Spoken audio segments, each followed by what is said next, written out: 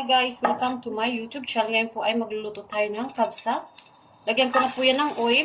Lagyan natin ng sibuyas.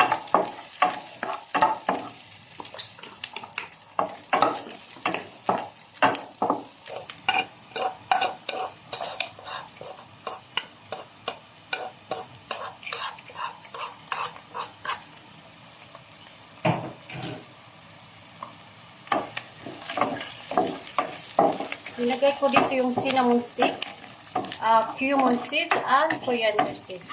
May ano din po akong linagay yung cardamom yan. Ililipat ko yan sa malaking lagayan para po magkasya lahat ng ating lulutuin. Ito po yung kabsa spices po. Ilalagay po natin dyan. Kung gusto niyo po ng mas maanghang, pwede po niyo lagyan ng chili powder.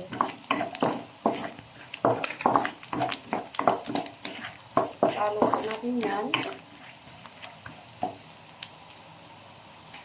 Natin yung laham.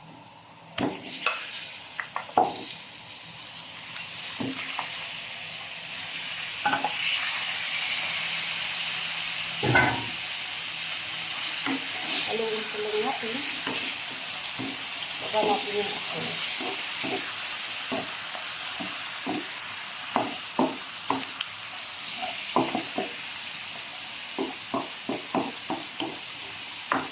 Halo lang po natin yan.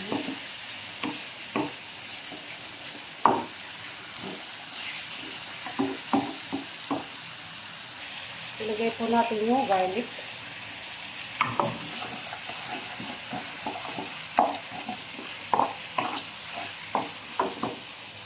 Ilagay po natin yung tomato.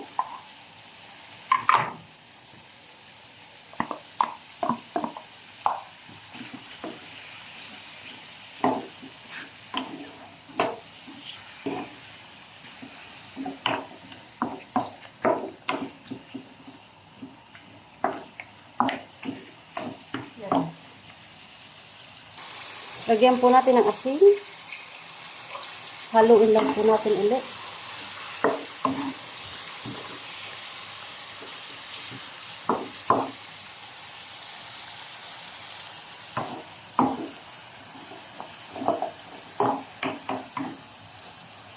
Po natin ang tomato paste. Kahit tatlong kutsara lang po yan. Tapos haluin ulit.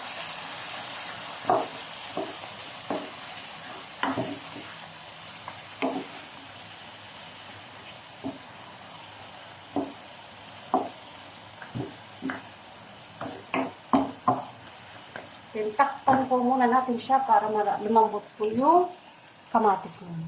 Yan. After 3 minutes, ilalagay po natin yung tubig.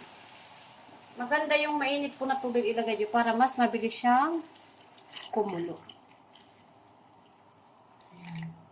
Pakukuluin po natin ito ng 40 minutes.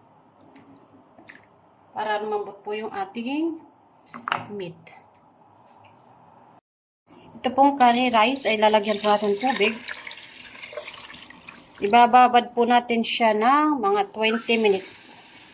Ganyan po dito yung rice po ng Arab. Kailangan ibabad muna sa tubig ng 20 minutes.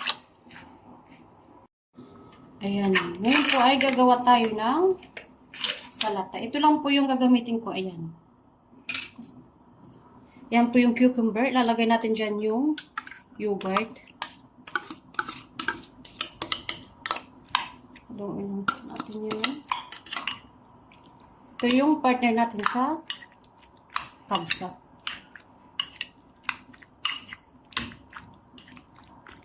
Lagyan po natin ng black pepper po. Kung gusto nyo lagyan ng chili powder, okay lang din po. Lagyan natin ng konting salt. Konti lang.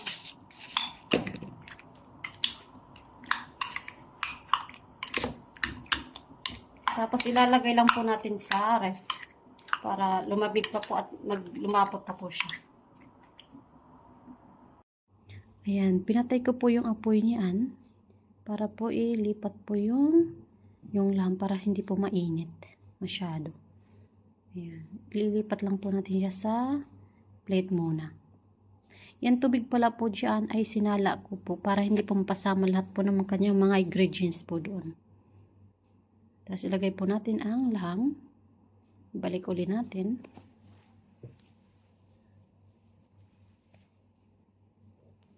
Tapos i-add natin yung rice na binabad ko po siya ng 20 minutes.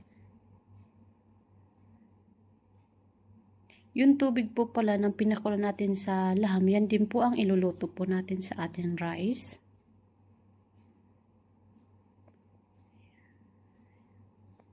Yan, binalik lang po natin. Iluto lang po natin siya ng 20 minutes. Pinahinaan ko lang po dyan yung apoy para mas okay po yung pagkakaluto ng rice. Ayan po ang aking lutong laham kabsa. Sa lahat po sa aking YouTube channel, thank you so much.